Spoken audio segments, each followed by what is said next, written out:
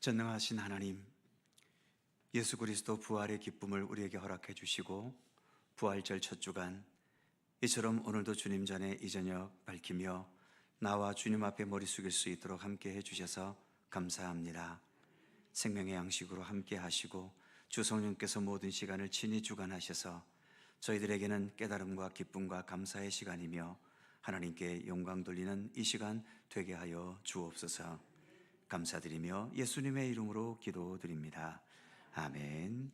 찬송 한 곡 더 하죠. 160장 찬송하시고 김정숙 권사님 기도해 주시겠습니다.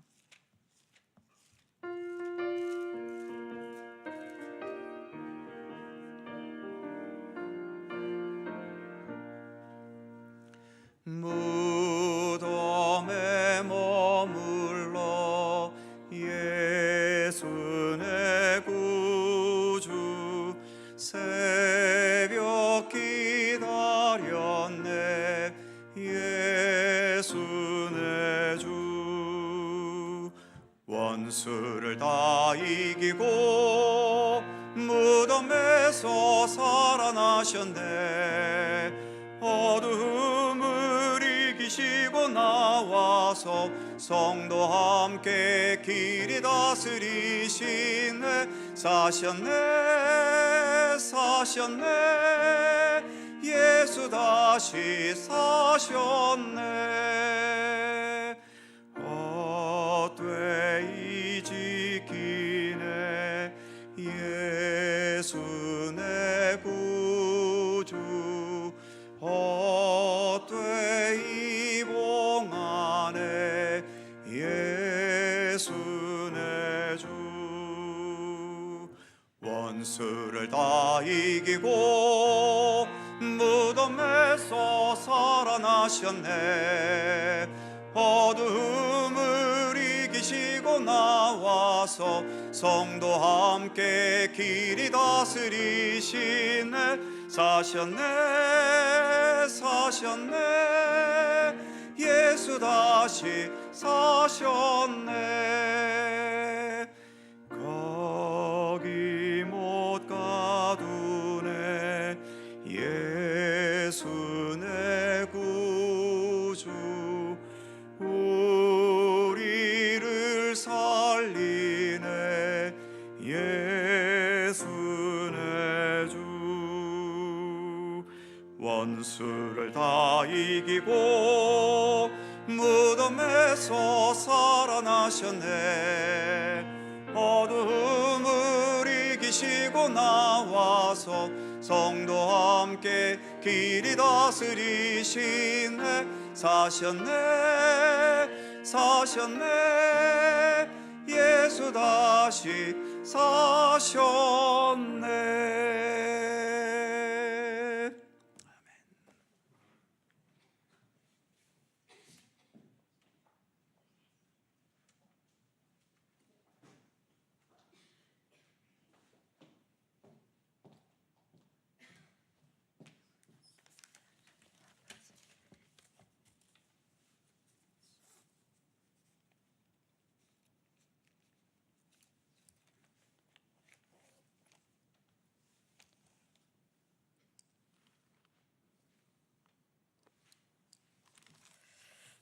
전능하신 하나님 아버지 사망 권세를 이기신 주님의 부활을 기뻐하며 찬송하는 삶을 살게 하여 주시다가 이 시간 주님 앞에 기쁨으로 기도회를 가질 수 있도록 인도하여 주신 은혜를 감사와 영광을 올려드립니다.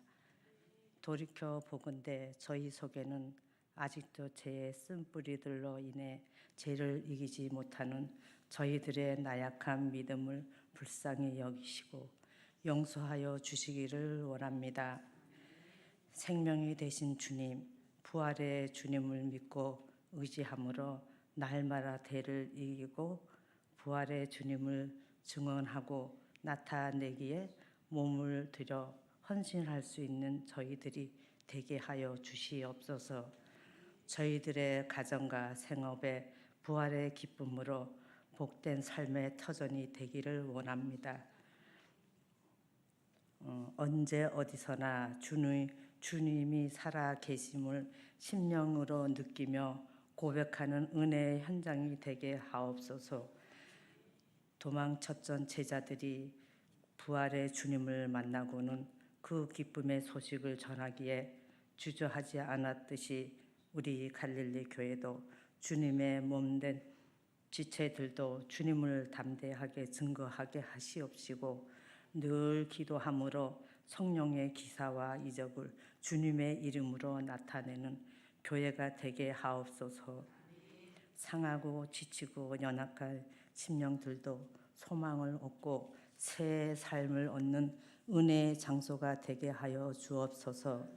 은혜와 자비의 주님, 원하옵고 바라옵기를 이 민족을 하루속히 주님 앞으로 돌아오게 하시옵고 회개하고 주님을 의지하는 자들에게 소망의 문을 열어주시기를 원합니다. 오늘 그 어느 때보다도 애절하고 간곡한 기도가 주님께 들어질 수 있도록 인도하옵소서. 이 아픈 현실을 치료하시기를 원하시는 주님의 놀라우신 사랑을 체험하는 시간이 되게 하시옵소서. 사랑하는 목사님 말씀을 들고 단위에 서십니다. 성령께서 강력하게 붙으시었고 말씀을 듣는 저희 모두가 주님의 음성을 듣는 복된 시간이 되게 하시옵소서. 두보라의 찬양을 주님 홀로 기뻐 받아 주옵소서. 우리 대원들 가정마다 복의 근원 되시고 지금보다 나중이 더 창됐게 하옵소서. 예배의 시종을 주님께 의탁하오며 저희를 죄악 가운데서 구원하여 주신 예수 그리스도의 이름으로 기도드립니다. 아멘.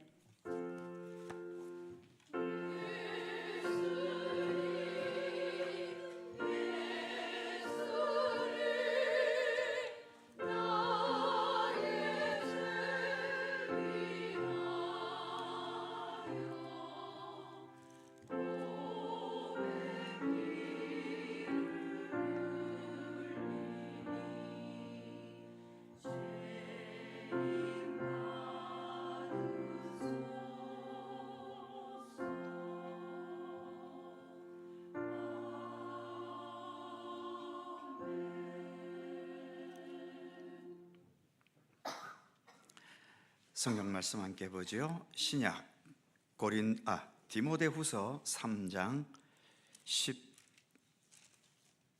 16절과 17절입니다. 네, 주보에는 17절, 18절로 잠은 나와 있네요. 디모데후서 3장 16절과 17절입니다. 신약성경 345면 찾으셨으면 16절과 17절 두 개의 절을 다 함께 한 목소리로 봉독하겠습니다. 시작. 모든 성경은 하나님의 감동으로 된 것으로 교훈과 책망과 바르게 함과 의로 교육하기에 유익하니 이는 하나님의 사람으로 온전하게 하며 모든 선한 일을 행할 능력을 갖추게 하려 함이라. 아멘. 두보라 찬양대 찬양하겠습니다.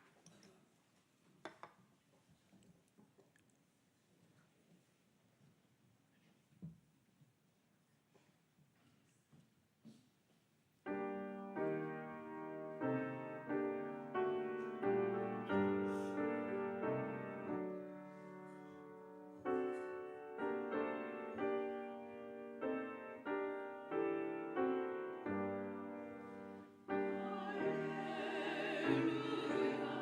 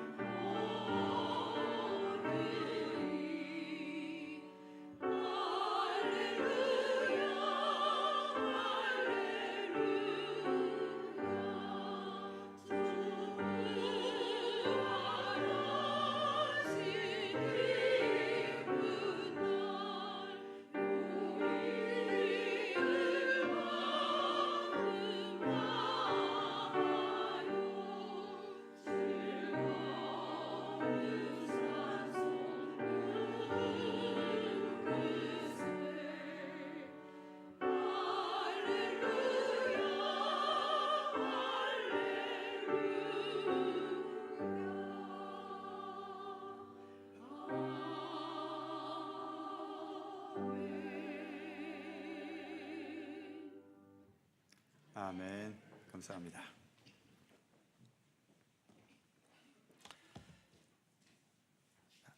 기독교란 무엇인가? 12번째 시간입니다. 기독교는 기독, 즉 그리스도 예수를 믿고 따르고 의지하는 신앙이지요.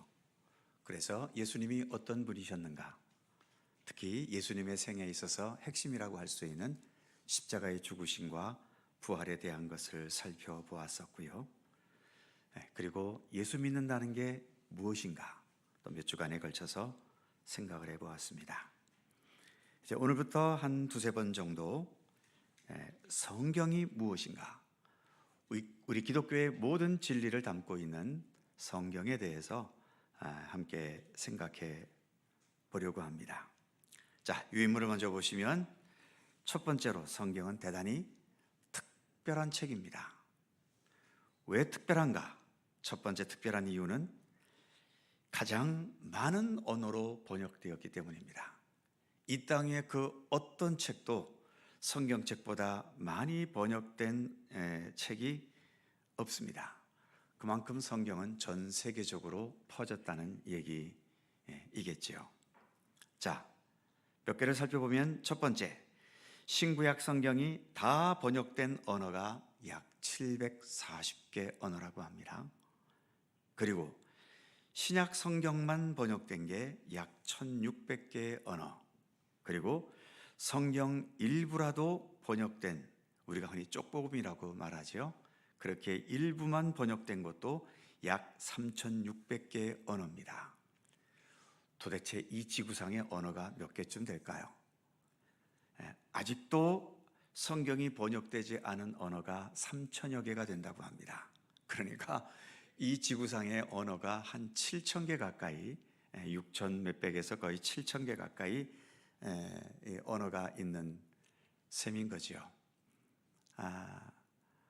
지금 세계 나라가 한 200여 개가 됩니까? 나라 수는 한 200여 개 정도 되지만 또 한 나라 안에 여러 종족들이 있는 나라들이 많죠. 참 그런 면에서 보면 우리나라는 한 나라 안에 한 언어만 있잖아요. 그래서 단일 민족이다라고 말하기도 하지요.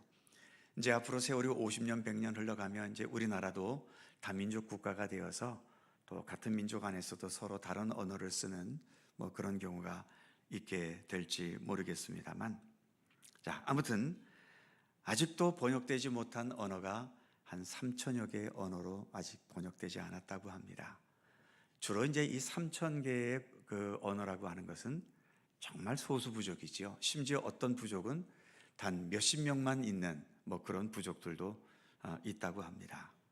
참 그런데도 그런 몇백 명, 몇천 명, 그거밖에 안 되는 소수 민족인데도 성경을 번역하는 선교사들이 그 지역에 들어가서 그 지역 사람들과 함께 어울리면서 언어를 배우고 그 지역 언어에 맞는 문자를 개발을 해서 성경을 번역하는 일을 지금도 많은 선교사들이 그 역할들을 하고 있지요.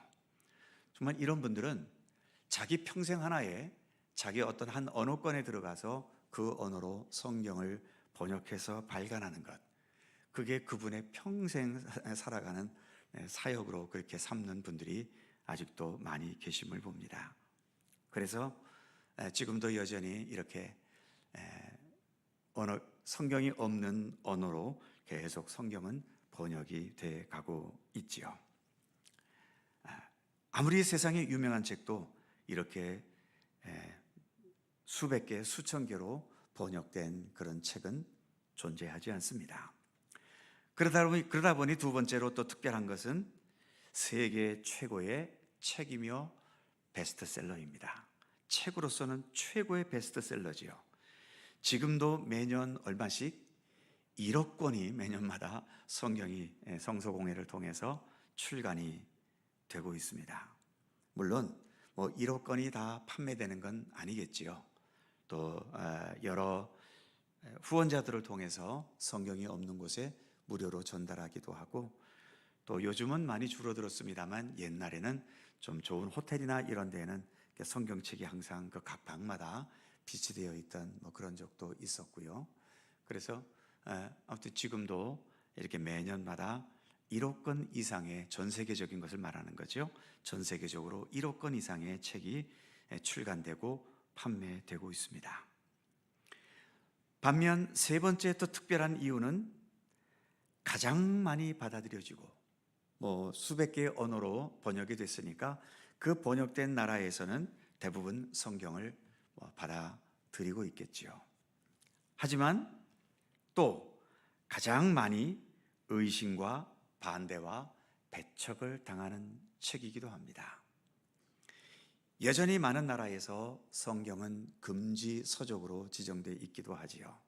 대표적으로 우리와 가장 가까이 있는 북한, 성경 가지고 있다가는 글자 그대로 모가지 날아가는 거죠. 그리고 일부 과격한 이슬람 세력들이 지배하는 나라, 또 그 외에 어떤 그 종교가 그 종족이나 부족을 지배하고 있는 그러한 곳에서는 지금도 성경이 거부되고 배척당하고 있습니다.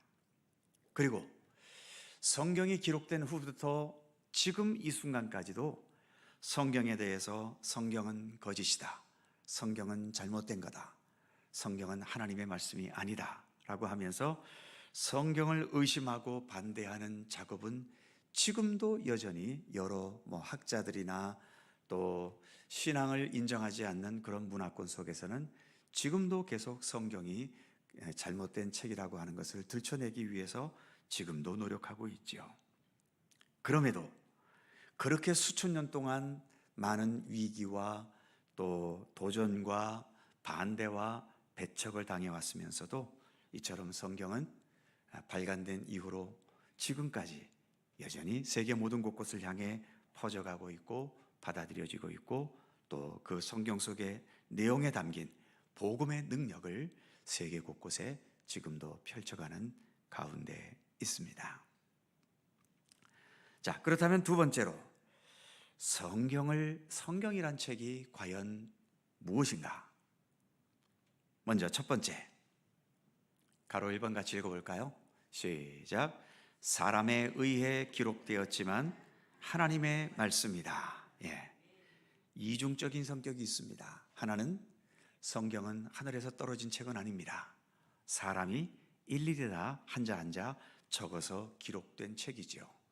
그러면 사람이 적었으니까 사람의 책이어야 되는데 그럼에도 이 말씀은 하나님의 말씀이다 라고 하는 겁니다.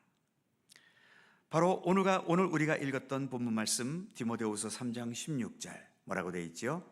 모든 성경은 어떻게? 하나님의 감동으로 되었다. 그러니까 사람이 적었지만 사람이 사람의 생각만을 갖고 기록한 것이 아니라 하나님께서 감동을 주셔서, 그래서 하나님의 감동, 하나님의 뜻, 하나님의 주관하심 속에서 기록된 하나님의 말씀이다 라고 하는 거죠. 과거에는 지금도 대통령이 그럴지 모르겠지만 대통령이 뭐라고 말하면 그 말을 받아 적어야 되는 필사자들이 있지요. 옛날 왕들이 왕자리에 앉아서 뭐라고 말하고 내가 이르노니 하면서 뭐라고 말하면 그 필사자들은 그 왕이 말하는 것을 다 받아 적어야 했지 않습니까? 분명 적은 것은 필사자이지만 그 명령은 누구의 명령이에요? 그건 왕의 명령입니다. 성경도 그렇게 보시면 돼요. 기록한 것은 사람이지만 그 사람이 사람의 의지를 갖고 기록했다기보다는 하나님께서 감동과 하나님의 섭리 가운데서 기록된 것이기 때문에 우리는 성경을 하나님의 말씀으로 받아들이게 되는 겁니다. 자, 같은 맥락에서 베드로후서 1장 21절도 이렇게 말씀하고 있지요. 같이 볼까요? 시작.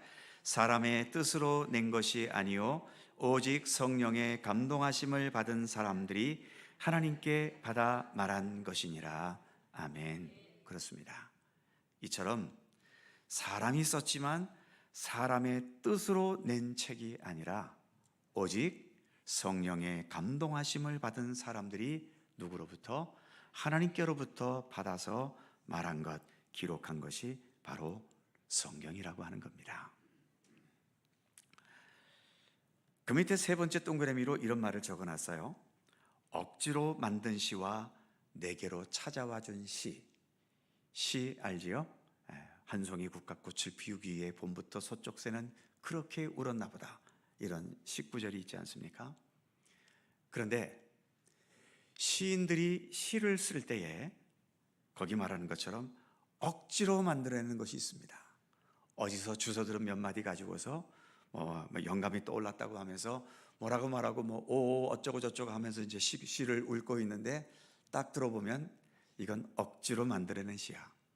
웬만한 문학적인 소견이 있는 사람들은 저게 억지로 만들어낸 시인지 아니면 여기 말한 것처럼 시가 내게로 찾아와 준다는 거죠.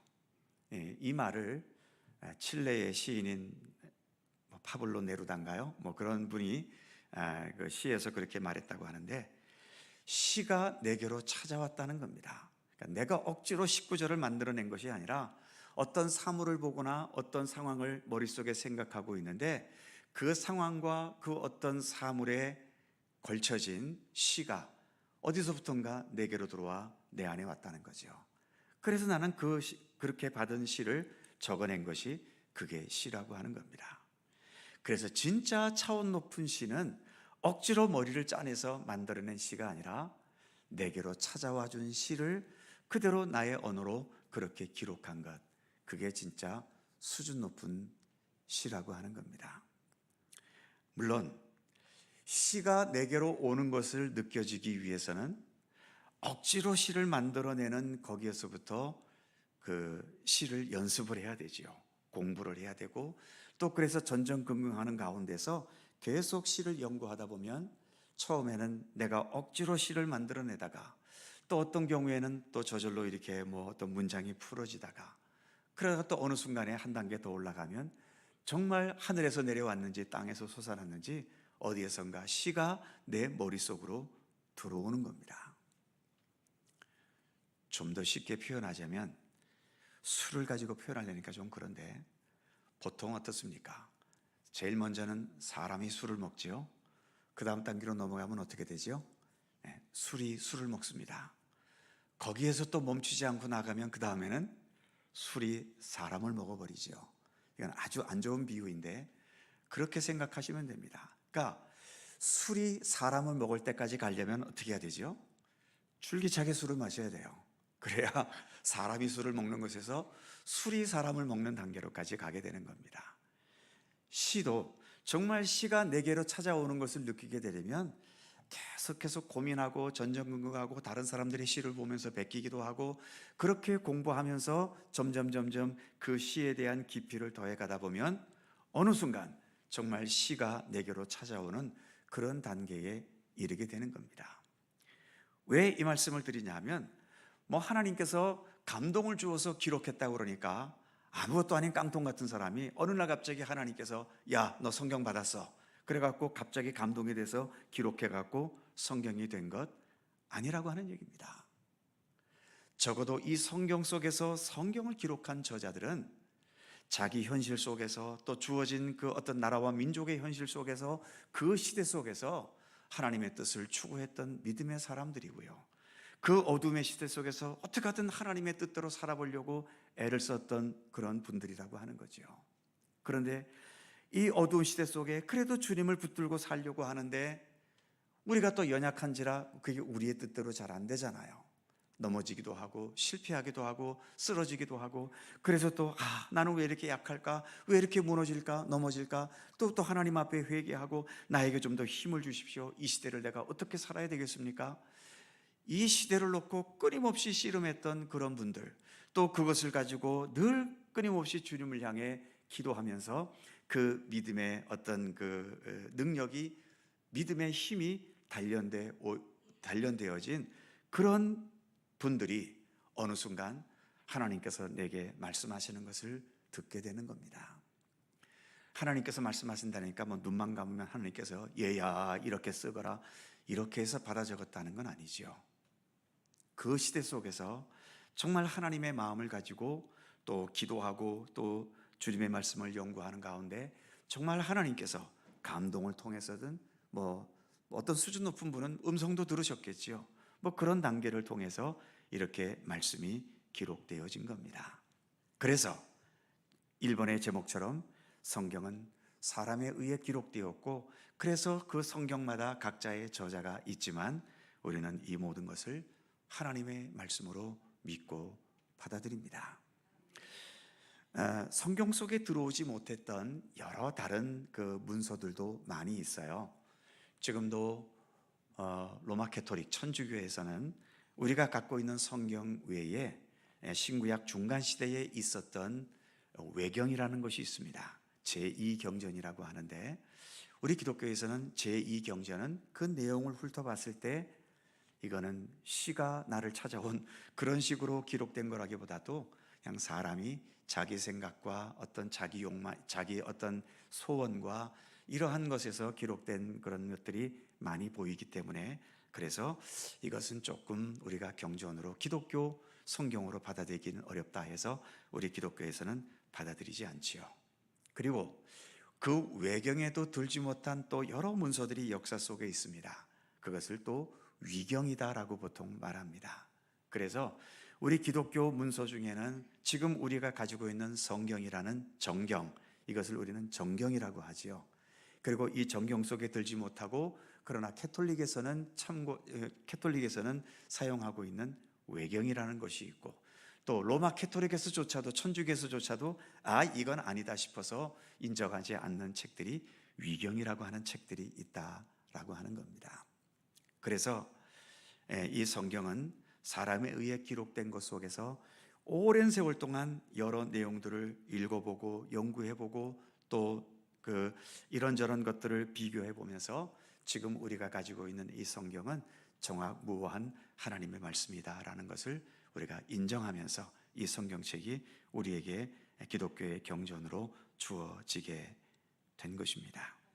그래서 다시 한번 강조하지만 성경은 분명 사람이 기록했습니다. 그러나 사람의 의지와 뜻으로 기록된 것이 아니라 성령께서 감동하셔서 하나님께서 기록하게 하셔서 기록되어진 하나님의 말씀이다라고 하는 것이죠.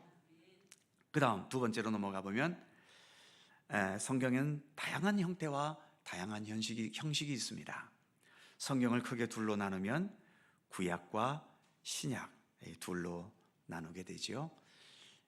여기서 신약, 구약할 때 약이라고 하는 말은 약속이라는 뜻입니다. 그러니까 구약은 옛 약속, 신약은 새로운 약속이라는 거죠. 그럼 그 약속이 무슨 약속일까요?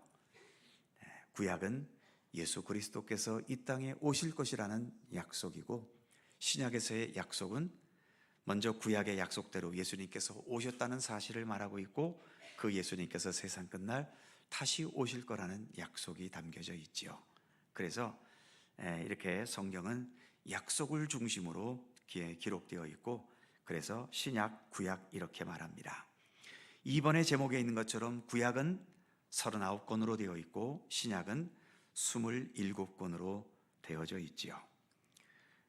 여러 권이 있느니만큼 이 여러 권들은 각자 형태와 또 형식과 내용이 많이 다릅니다.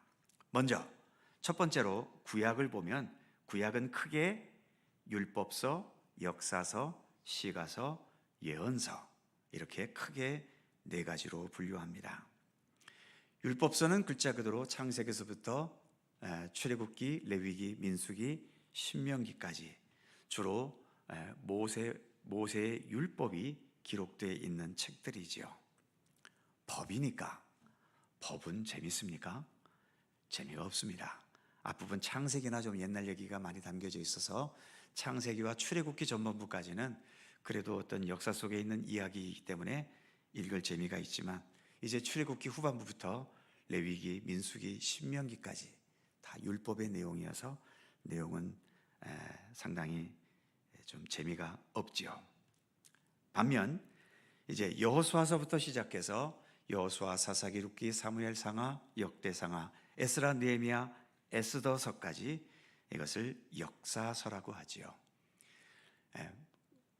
대한민국 사람들이 우리나라 역사도 제대로 모르는데 우리가 무슨 이스라엘 역사를 배우느냐 할지 모르지만 우리가 역사서를 통해서 이스라엘 역사를 배우는 게 아니고요. 그 이스라엘 역사를 통해서 역사하신 하나님, 이스라엘 역사를 통해서 우리 사람들에게 필요한 또 우리 사람들에게 마땅히 있어야 할 하나님의 진리와 구원의 도리와 또 지금도 살아 역사하시는 하나님에 대한 모든 내용들이 바로 이 역사서를 통해서 나타나고 있는 거죠. 그래서 우리는 이스라엘 역사는 몰라도 좋습니다.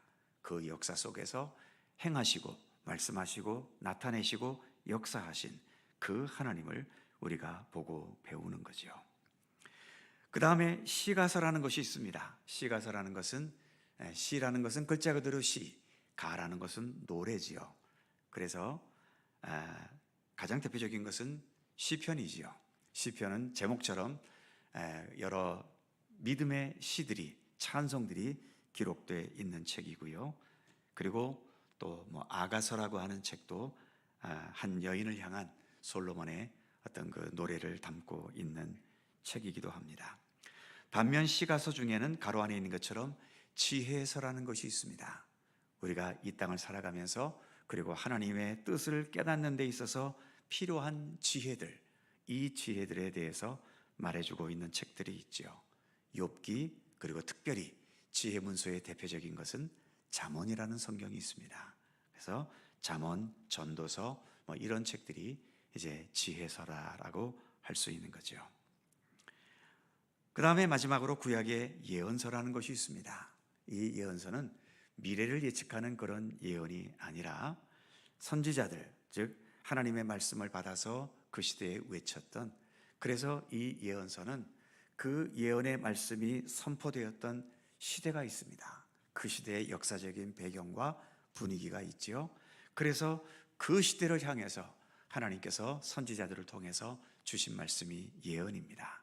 그러니까 이때의 예언은 미래를 내다본다는 예언이 아니라 이때의 예자는 예금한다 할 때의 예자지요. 그래서 하나님께서 선지자들에게, 예언자들에게 하나님의 말씀을 심어주시고 또 예언자들은 그 심어진 말씀을 또 세상을 향해서 외쳤던 것이죠. 주로 좋은 시대 속에는 예언자가 그렇게 필요 없습니다. 누가 안 가르쳐줘도 잘 하는데 예언자가 뭐가 필요 있겠어요? 그러니까 예언자들은 주로 그 나라가 하나님의 뜻을 따르지 못할 때 우상을 숭배하거나 또는 나라가 질서를 잃어버렸거나 여러 불의와 타락이 팽배했을 때 하나님의 말씀을 외쳤던 겁니다. 너희들 이렇게 하면 망한다. 하나님께서 이런 너희들을 심판하실 것이다. 그러니 회개하고 돌이켜라. 그런 말씀들이 예언서의 주류를 이루고 있고요. 또 그러다가 이스라엘 백성들이 회개하지 못하고 돌이키지 못해서 나라가 망했어요. 그래서 북쪽 이스라엘은 아수르에게 망하고 남쪽 유다는 바벨론에게 망하고 포로까지 끌려갔잖아요. 그 포로로 끌려간 백성들, 그들을 향해서도 계속 책망해야 될까요? 망해서 모든 게 망해버려서 좌절과 낭만과 또 절망 가운데 있는데 그들에게는 야단치는 게 필요한 것이 아니라 뭐가 필요할까요? 위로가 필요하죠. 격려가 필요하죠. 그래서 예언서 중에는 이렇게 망한 백성들, 무너진 백성들에게 다시금 일어서도록 용기를 북돋고 또 위로하는 그러한 말씀이 예언서에는 담겨져 있는 겁니다. 이것이 이제 이사야서부터 시작해서 구약의 마지막인 말라기까지가 예언서에 들어가는 거죠. 그 다음 신약으로 넘어오면 신약에는 좀 다른 형식이 좀 다르죠. 첫 번째 복음서라는 것이 있습니다. 복음서는 예수님의 생애를 또 예수님께서 말씀하셨고 행하셨던 모든 그 내용들을 담고 있지요. 그래서 복음서에는 복음이라는 말이 붙어 있죠. 4권이 있잖아요. 마태복음, 마가복음, 누가복음, 요한복음, 이렇게 4개의 복음서가 있습니다. 그래서 예수님은 그 자체가 복음이다.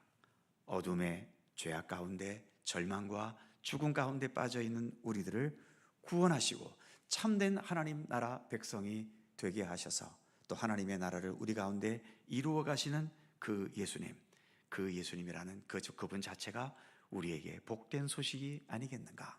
그래서 이 예수님에 대한 책들을 복음서라고 이름을 붙이고 있는 거죠. 그래서 복음서는 4개의 복음서가 있고 그 다음에 역사서, 신약성경에서의 역사서는 딱 한 권입니다. 사도행전이라는 성경이 있죠. 이 사도행전에는 예수님 이후에 처음 교회들, 우리가 보통 초대교회라고 말하죠. 초대교회에 있었던 역사를 말해주고 있습니다. 그래서 초대교회에 활동했던 여러 사도들, 특별히 사도 바울의 이야기가 많은 내용 여기에 담겨져 있지요. 그래서 복음이 사도행전 1장 8절에서 예수님 그런 말씀을 하셨잖아요. 오직 성령이 너희에게 임하시면 너희가 권능을 받고 예루살렘과 온 유대와 사마리아와 땅끝까지 이르러 내 증인이 될 것이다. 그래서 이처럼 예루살렘부터 시작한 복음이 사마리아를 거쳐서 이제 온 유대와 사마리아를 거쳐서 이제 세상 땅끝까지. 그 당시에는 땅끝이 로마라고 생각했었습니다. 그래서 로마에까지 복음이 전해지는 그 과정을 사도행전이 보여주고 있지요. 그 다음 신약 성경에만 있는 독특한 책들이 서신서라고 하는 겁니다. 서신이라는 것은 편지죠. 그래서 그 초대교회 시대의 사도들이 여러 가지 이유로 어느 교회에 가서 사역을 해야 되는데 사역할 수 없는 여건이 되었을 때에 멀리 있지만 그들에게 말씀으로 가르치고 또 교회의 질서를 잡고 신앙의 바른 지도를 위해서 편지를 썼던 겁니다. 그래서 가장 편지를 많이 쓴 사람이 사도 바울이지요. 그래서 바울 서신이 약 13권이 기록이 되어 있고, 그 외에 서신들은 가로 안에 있는 것처럼 공동서신이라고 말합니다. 이 공동서신에는 히브리서는 저자를 알 수가 없고요. 그 외의 서신들은 전부 저자의 이름으로 제목이 붙여져 있죠. 야고보서는 예수님의 동생이었던 야고보가 쓴 편지고, 또 베드로전서 후서, 이것은 또 사도 베드로가 쓴 편지고, 요한 1, 2, 3서는 요한이라는 예수님의 제자 사도가 쓴 것이고요. 또 유다라고 하는 것은 예수님의 제자였던 유다가, 가룟 유다가 아닌 또 다른 유다가 있지요. 그분이 쓴 것으로 알려져 있습니다. 그래서 이렇게 신약 시대 때에는 편지를 통해서까지 신앙을 지도하고 또 교회를 이끌어갔던 그런 역사가 있습니다. 마지막으로 예언서는 성경의 맨 마지막인 요한계시록이지요. 세상 끝날에 있게 될 그 내용들을 말해주고 있습니다. 자, 이렇게 해서 구약 39, 신약 27, 성경은 이렇게 기록되어 있다. 그 다음 세 번째, 성경은 자그마치 저자가 40명이 넘습니다. 똑부러지게 말하지 않은 이유는 저자를 알 수 없는 책이 몇 권이 있기 때문이죠. 그래서 그냥 40여 명의 저자다라고 말하고 있고요. 기록된 기간이 자그마치 1500년입니다. 그러니까 창세기서부터 요한계시록까지 그 기록된 전체 기간을 따져보면 약 1500년의 기간이 걸렸다는 겁니다. 세상에 어떤 책이 40명의 저자와 함께 1500년 동안 기록된 책이 세상 역사에 있겠습니까? 성경이 유일합니다. 이렇게 시대와 저자가 전부 다른데도, 그럼에도 마치 진주 목걸이에 실 하나로 이렇게 목걸이가 쫙 꿰지듯이 이 성경은 하나의 이야기로 바로 이 성경 전체가 쫙 꿰져 있는 겁니다. 아까도 성경이 구약과 신약으로 나눠져 있다고 그랬죠. 그 약속의 중심에는 누가 계십니까? 예수님이 계시잖아요. 구약은 예수님께서 오실 것이라는 것을 예언한 것이 구약이고, 신약은 오신 예수님과 앞으로 세상 끝날 다시 오실 그 예수님이 오시겠다는 약속이거든요. 그러니까 성경은 처음부터 시작해서 마지막까지 예수 그리스도라는 그 줄로 성경 전체가 쫙 꿰어져 있는 겁니다. 그래서 이렇게 1500년 동안 40여 명의 저자들이 기록을 했어도 예수 그리스도를 중심으로 서로가 한 내용을, 하나의 이야기로 그렇게 엮어져 있는 것을 볼 수 있는 거죠. 자, 그 다음 중요한 것이 네 번째, 성경은 무엇이다? 하나님의 맞습니다. 하나님의 구원의 역사를 담고 있다는 겁니다. 그래서 이것을 다른 말로 구속사다라고 보통 말하지요. 성경은 뭐 아무리 이스라엘 역사를 말하고 뭐 예수님의 역사를 말하고 그래도 그 역사 자체보다 중요한 것은 이 역사를 통해서 하나님께서 우리를 구원하고 계신다는 겁니다. 하나님께서 생명을 주셨고 또 이 생명이 생명답게 살지 못하고 망가져가고 깨져갈 때 예수 그리스도를 통해서 또 우리를 다시금 온전한 생명으로 돌아올 수 있도록 섭리하시고 세상 마지막 날에는 이 불완전한 모든 것들을 온전케 하시고 완성케 하시는 하나님의 구원의 역사를 성경은 말하고 있는 거죠. 그래서 보통 어려운 말로 성경을 어떤 관점으로 읽어야 하는가라고 말할 때 보통 구속사 관점으로 읽어야 된다.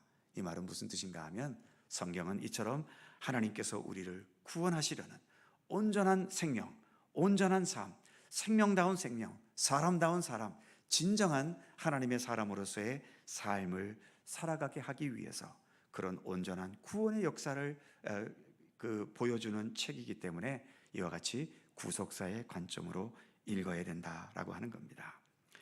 물론 어떤 사람은 뭐 성경 속에서 돈 버는 방법을 뭐 말하는 사람도 있고 또 성경 속에서 어떤 처세술을 또 뭐 말하는 사람들도 있기는 합니다만 그것은 하나의 지엽적이고 부수적인 것일 뿐이고요. 또 사실 성경에 돈 버는 방법을 가르쳐 준다고 한들 뭐 세상의 경제학이나 경영학 책보다 어떻게 더 자세하게 말할 수 있겠습니까? 그러니까 그것은 그냥 하나의 지엽적인 이야기일 뿐이고요. 성경 전체는 우리가 온전한 하나님의 사람, 또 하나님 나라의 백성, 완전한 구원에 이르기 위한 그러한 길을 우리에게 알려주고 가르쳐주는 책이지요. 그래서 그 밑에 첫 번째 동그라미 보시면 최종적인 구원은 무엇입니까?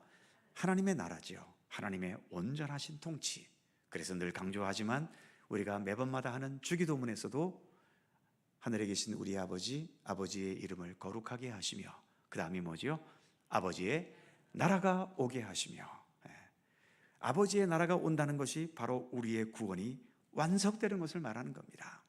우리가 지금은 이렇게 불완전하게 모든 것이 허술하고 또 수많은 허물들을 가지고 부족한 가운데 살아가지만 주님께서는 이제 우리의 이 모든 것들을 온전히 받아주시고 용납해 주셔서 온전한 구원에 이르는 하나님의 나라가 오게 하실 것이다 라고 하는 거죠.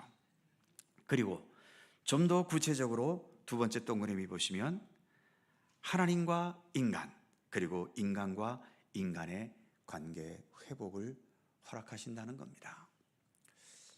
이 자꾸 신경이 쓰이는데 요 줄 하나가 불 안 켜진 거죠. 지금 이 쓸데없는 데 자꾸 신경이 쓰여서 뒤에 불 안 켜진 게 하나가 있어요. 좀 하나 켜주시겠어요? 신경 안 쓰려고 꽤 노력했는데 결국은 그러네. 죄송합니다. 이 쓸데없는 것에 꼭 이렇게 자, 진정한 구원이라고 하는 것은 일단은 하나님과 우리 인간과의 관계가 완벽하게 회복되는 겁니다. 지금 우리는 하나님과의 관계가 물론 지금 우리가 하나님과의 관계 속에서 믿음의 길을 가고 있지만 우리의 믿음은 완성된 게 아니잖아요. 아직도 무수하게 부족한 게 많고 누군가가 내 믿음을 쥐어 흔들면은 어느 순간에 내 믿음이 또 무너질지도 모르는 그런 연약함 속에 우리가 살아갑니다. 지금도 그래서 우리는 하나님과 사이의 이 관계를 계속 회복해가는 노력을 기울여가는 중인 거죠. 이것이 언젠가는 완성될 날이 있어야 되잖아요.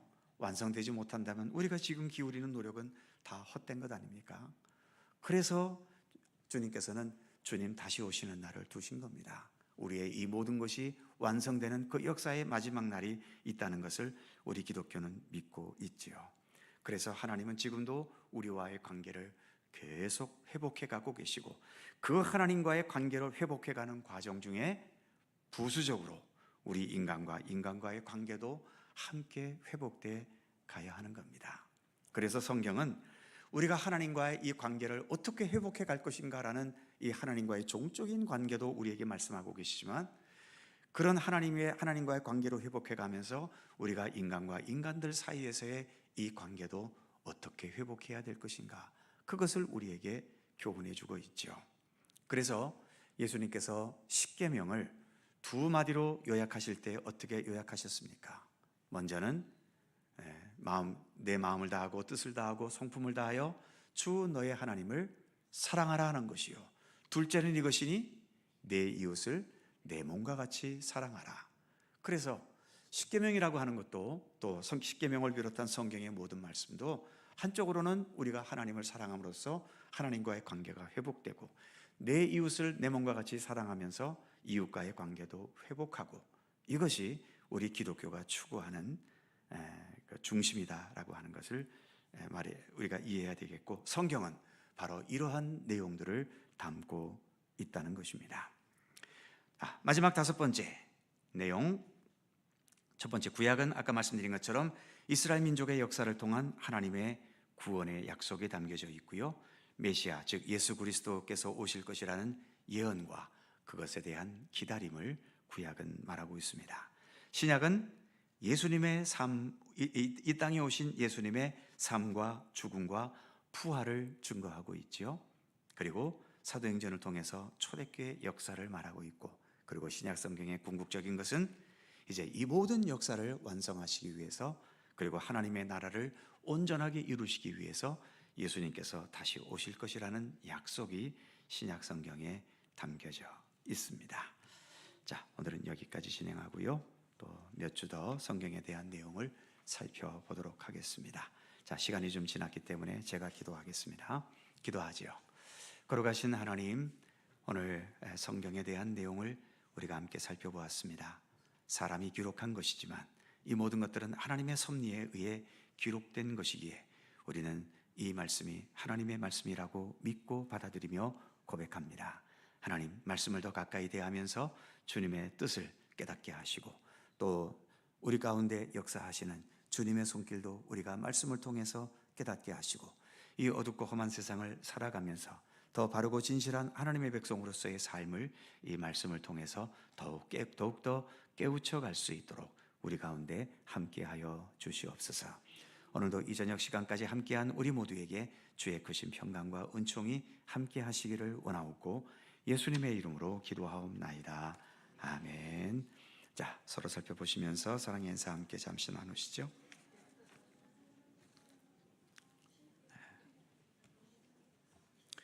네, 오늘 수요일인데 등록해 주신 분이 계십니다.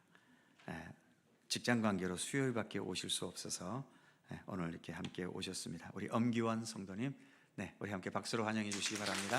반갑습니다. 고맙습니다.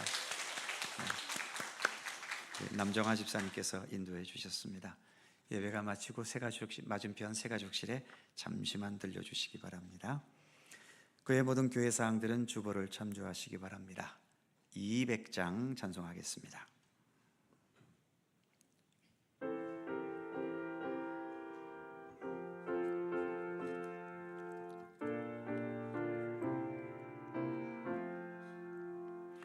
달고 묘한 그 말씀, 생명의 말씀은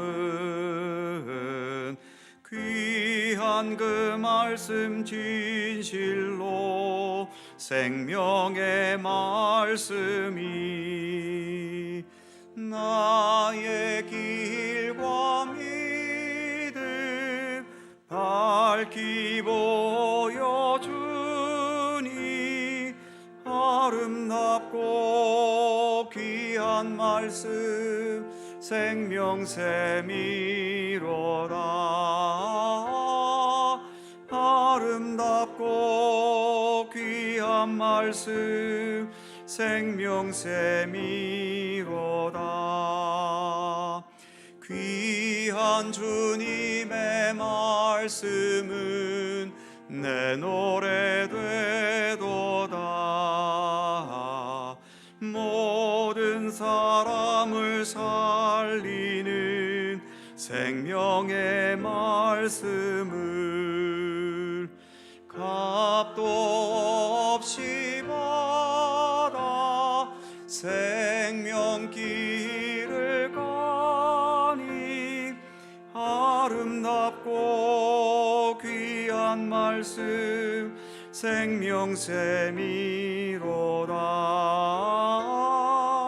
아름답고 귀한 말씀 생명샘이로다. 널리 울리어 퍼지는 생명의 말씀은 마음의 용서와 평안을 골고루 주나니 다만 예수 말씀 듣고 복을 받네. 아름답고 귀한 말씀 생명샘이로다. 아름답고 귀한 말씀 생명샘이로다.